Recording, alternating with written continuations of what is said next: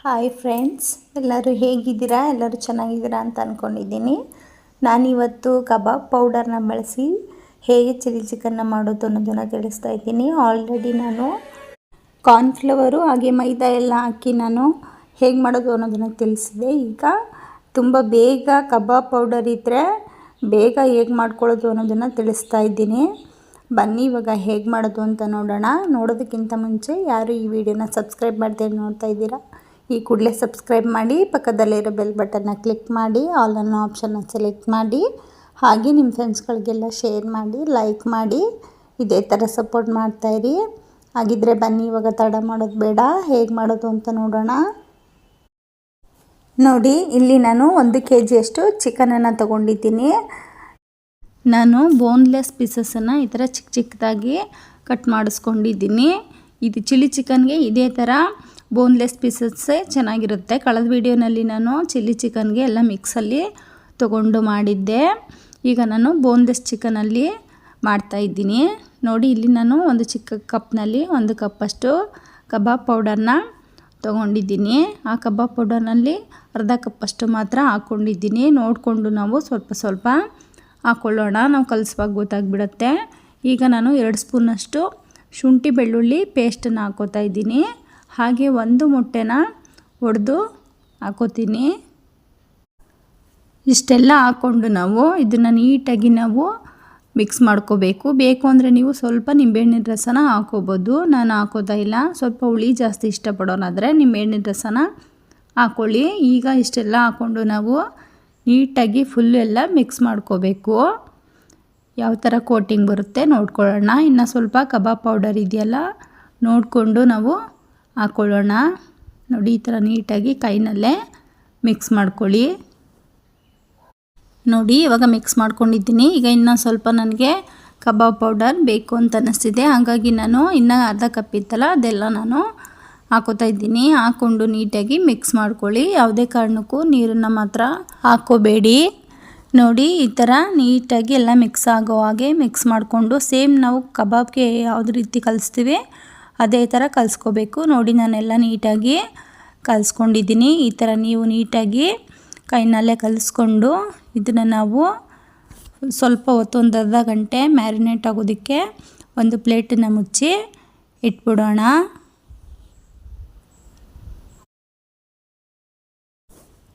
ನೋಡಿ, ಅರ್ಧ ಗಂಟೆ ನಾನು ಇಟ್ಟಿದ್ದೆ. ಇದು ಚೆನ್ನಾಗಿ ನೆಂದಿದೆ. ಈಗ ನಾವು ಇದನ್ನು ಎಣ್ಣೆಯಲ್ಲಿ ಫ್ರೈ ಮಾಡ್ಕೋಬೇಕು. ನಾವು ಕಬಾಬ್ನ ಯಾವ ರೀತಿ ಫ್ರೈ ಮಾಡ್ಕೋತೀವಿ ಅದೇ ಥರ ನಾವು ಚೆನ್ನಾಗಿ ಫ್ರೈ ಮಾಡ್ಕೋಬೇಕು. ನೋಡಿ, ಈಗ ನಾನು ಒಂದು ಕಡಾಯಿನಲ್ಲಿ ಎಣ್ಣೆನ ಕಾಯೋದಕ್ಕೆ ಇಟ್ಟಿದ್ದೆ. ಎಣ್ಣೆ ಕಾದಿದೆ. ಎಣ್ಣೆ ಕಾದ ನಂತರ ನಾವು ಇದನ್ನು ಕಬಾಬ್ನ ಹಾಕ್ಕೊಂಡು ಚೆನ್ನಾಗಿ ಫ್ರೈ ಮಾಡ್ಕೋಬೇಕು. ನೋಡಿ, ಈ ಥರ ಸ್ವಲ್ಪ ಹಾಕ್ಕೊಂಡು ಫ್ರೈ ಮಾಡ್ಕೊಳ್ಳಿ. ಇದನ್ನು ನಾನು 2 ಸಲ 3 ಸಲ ಫ್ರೈ ಮಾಡ್ಕೋತೀನಿ. ಆದಷ್ಟು ನೀವು ಚೆನ್ನಾಗಿ ಫ್ರೈ ಮಾಡ್ಕೋಬೇಕು, ಕ್ರಿಸ್ಪಿಯಾಗಿರೋ ಥರ. ಸ್ವಲ್ಪ ಸಾಫ್ಟಾಗಿದ್ರೂ ಚಿಲ್ಲಿ ಚಿಕನ್ಗೆ ಚೆನ್ನಾಗಿರಲ್ಲ. ನೋಡಿ, ಈ ಥರ ಮೀಡಿಯಮ್ ಫ್ಲೇಮಲ್ಲೇ ಹಾಕ್ಕೊಂಡು ಫ್ರೈ ಮಾಡ್ಕೊಳ್ಳಿ.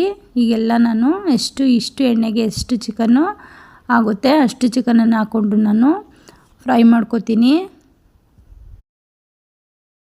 ನೋಡಿ, ಈಗ 2 ನಿಮಿಷ ಆದಮೇಲೆ ನಾನು ಇದನ್ನು ಉಲ್ಟಾ ಮಾಡಿ ಚೆನ್ನಾಗಿ ರೋಸ್ಟ್ ಮಾಡ್ಕೋತೀನಿ. ನೋಡಿ, ಈ ಥರ ಮಧ್ಯ ಒಂದು ಸಲ ನೀವು ಇದನ್ನು ಉಲ್ಟಾ ಮಾಡಿ ಫ್ರೈ ಮಾಡ್ಕೋಬೇಕು.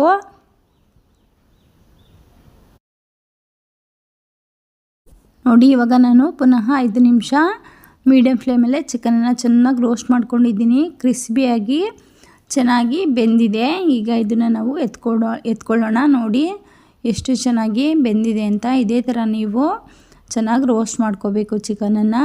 ನೋಡಿ, ಈಗ ಈ ಚಿಕನನ್ನು ನಾನು ಎತ್ಕೋತಾ ಇದ್ದೀನಿ.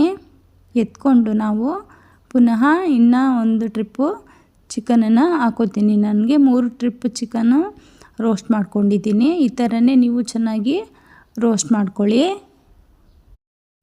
ನೋಡಿ, ಇವಾಗ ನಾನು ಚಿಕನ್ನೆಲ್ಲ ರೋಸ್ಟ್ ಮಾಡ್ಕೊಂಡಿದ್ದೀನಿ. ಈಗ ನಾನು ಚಿಕನ್ ರೋಸ್ಟ್ ಮಾಡ್ಕೊಂಡಿದ್ನಲ್ಲ ಅದೇ ಎಣ್ಣೆನ ನಾನು ಫ್ರೈ ಮಾಡ್ಕೊಳ್ಳೋದಕ್ಕೂ ಸಹ ಹಾಕೋತಾ ಇದ್ದೀನಿ. ಇಲ್ಲಿ 2 ಸ್ಪೂನ್ದು ದೊಡ್ಡ ಸ್ಪೂನಲ್ಲಿ 2 ಸ್ಪೂನಷ್ಟು ಎಣ್ಣೆನ ಹಾಕೋತಾ ಇದ್ದೀನಿ. ನಾನು ಎಣ್ಣೆನ ಹಾಕ್ಕೊಂಡು ಎಣ್ಣೆ ಸ್ವಲ್ಪ ಕಾಯಬೇಕು.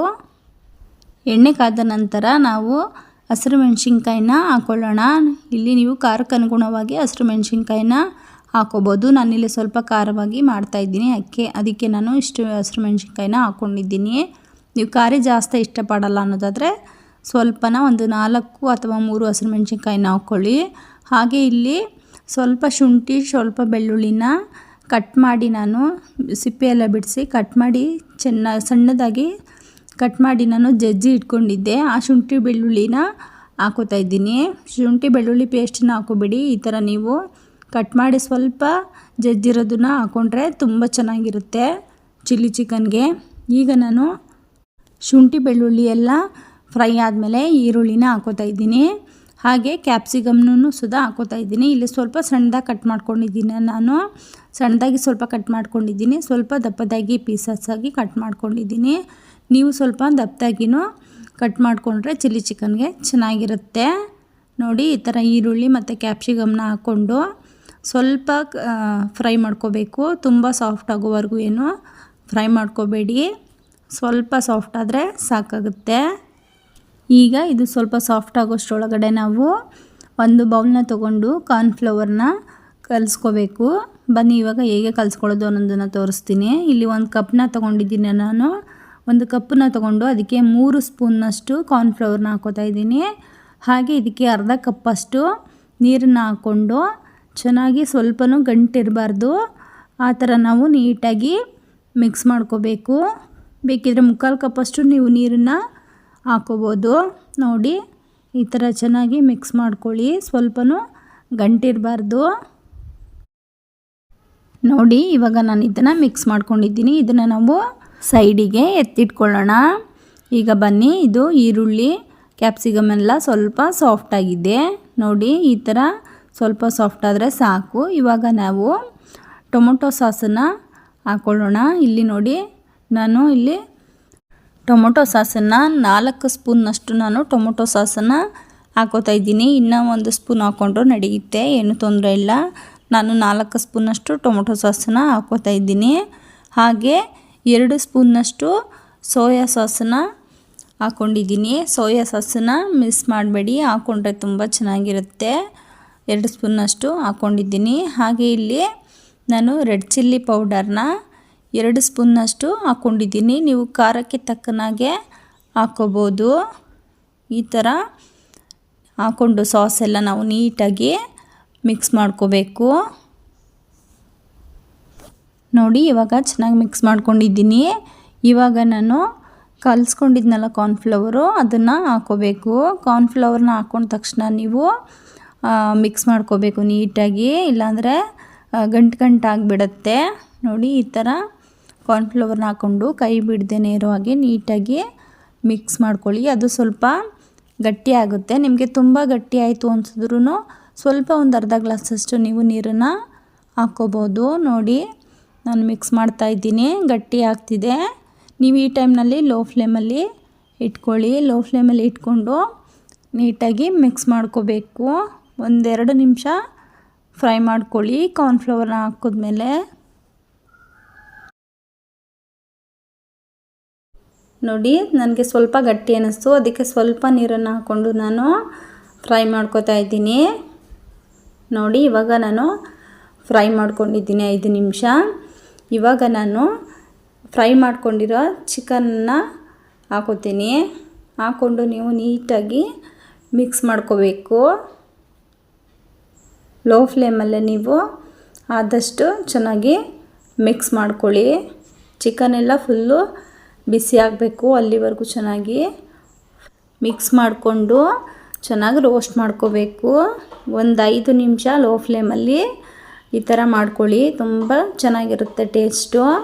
ನೋಡಿ, ನಾನು ಫ್ಲೇಮ್ನ ಕಮ್ಮಿನಲ್ಲಿಟ್ಟು ಚೆನ್ನಾಗಿ ಫ್ರೈ ಮಾಡ್ಕೋತಾ ಇದ್ದೀನಿ. ಎಲ್ಲನೂ ಮಿಕ್ಸ್ ಮಾಡಿಕೊಂಡು ಈ ಥರ ಮಾಡಿಕೊಂಡ್ರೆ ತುಂಬ ಚೆನ್ನಾಗಿರುತ್ತೆ. ನೋಡಿ, ನಾನು ಎಲ್ಲ ಚೆನ್ನಾಗಿ ರೋಸ್ಟ್ ಮಾಡ್ಕೊಂಡಿದ್ದೀನಿ ಮಿಕ್ಸ್ ಮಾಡಿಕೊಂಡು.